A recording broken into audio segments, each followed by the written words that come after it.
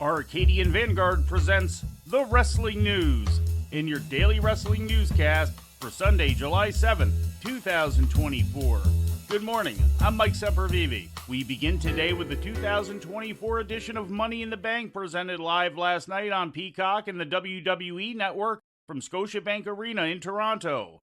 In the main event, the Bloodline team of Solo Sikoa, Tama Tonga, and Jacob Fatu defeated Kevin Owens, Randy Orton, and WWE Champion Cody Rhodes when Sikoa pinned Rhodes in 24 minutes and 40 seconds. The finish came due to outside interference from Jacob Fatu after the referee was incapacitated. The match marked Fatu's first in WWE. Drew McIntyre won the men's Money in the Bank ladder match and cashed it in later in the night, turning the Damian Priest world title defense against Seth Rollins into a triple threat, but was pinned by Priest after being attacked by CM Punk. What the hell? God! Holy cow! Holy shit! It's CM Punk! CM Punk is here! Punk is here! Punk is here! CM Punk! Punk has beat the hell out of McIntyre! Punk's returning the favor! This is a receipt from Chicago! Punk in a steel chair is destroying McIntyre!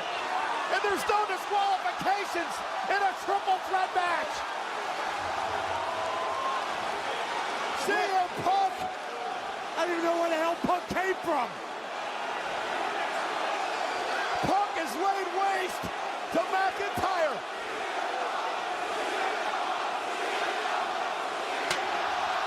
Folks, we still have a world championship going on! It's a triple threat! CM Punk has destroyed McIntyre!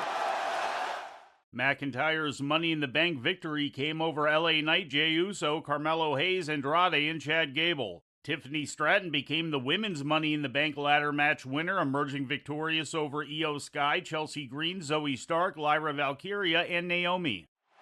And ladies and gentlemen, it is Tiffany time! Miss Money in the Bank! Here is your winner of the Women's Money in the Bank contract, Tiffany Stratton! You gotta be friggin' kidding me! That was one of the most incredible, one of the most physical, one of the most uncomfortable, one of the greatest Money in the Bank ladder matches I've ever witnessed! No argument from me, Cole. What a battle, what an effort by all six women. But tonight in Toronto belongs to the center of the universe. Miss Money in the Bank. During an in-ring promo, John Cena announced his plan to retire from wrestling, further elaborating during the post-show press conference that a year-long retirement tour has been planned for 2025 that would include his final Royal Rumble appearance and his final WrestleMania match, among 30 to 40 total appearances. Also at Money in the Bank, Sami Zayn successfully defended the Intercontinental title, turning back the challenge of Braun Breaker. AEW presented Collision live last night on TNT from the Landers Center in South Haven, Mississippi. The main event saw Adam Page defeat Jay White after outside interference from Christian Cage in the semifinal match for the men's Owen Hart Foundation tournament. Jarrett might have raised Christian Cage, the Patriarch! The Patriarch is expired! Christian Cage speared Jay White! The official didn't see it! Page is scheduled to face Bryan Danielson in the tournament final at this week's Dynamite from Calgary. Marco Stunt returned to AEW after a nearly 3-year absence, challenging former ally and current TNT champion Jack Perry in a losing effort. It was Stunt's first wrestling match of any kind in a year and a half. In other results, AEW World Women's Champion Toni Storm defeated Trish Adora, Claudio Castagnoli went over Beast Mortis, Riho went over Lady Frost, and the team of Kyle O'Reilly, Mark Briscoe, and Orange Cassidy topped the Iron Savages in the opener. And turning to Japan, Doki captured the IWGP World Junior Heavyweight Championship from El Desperado on Friday from Budokan Hall in Tokyo, ending Desperado's reign at just 19 days. This is the first championship of Doki's career.